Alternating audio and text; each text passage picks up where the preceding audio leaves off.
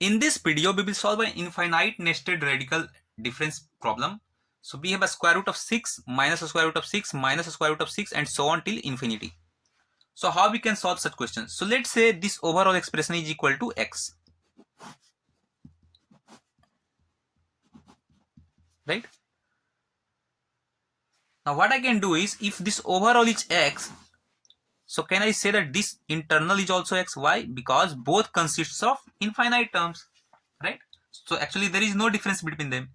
So can I rewrite this as x equal to a square root of 6 minus x? Right? Now in order to solve this, obviously we can square both sides, right? We can square both sides. Now if we square both sides, then I will get x square equal to 6 minus x. So from here I can write x square plus x minus 6 equal to 0. Now I can rewrite this as x square plus 3x minus 2x minus 6 equal to 0. So this will give me x into x plus 3 minus 2x plus 3 equal to 0. Right? So can I rewrite this as x plus 3? Okay, let me write here.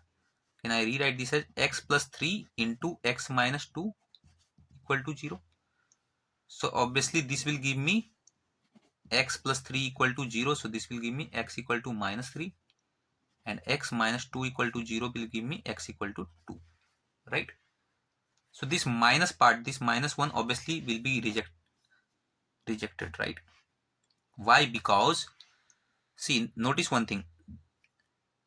This is 6, this is positive, minus. I'm subtracting this part, and obviously nothing can be negative inside this over, right? So obviously this will give me always a positive value. So therefore this minus 3 can be easily rejected. So our answer will be x equal to this positive part, right? X equal to 2 is our answer. Okay, sorry, not x. X was our assumed variable, so the answer is 2, right? Okay, now can we use some trick here?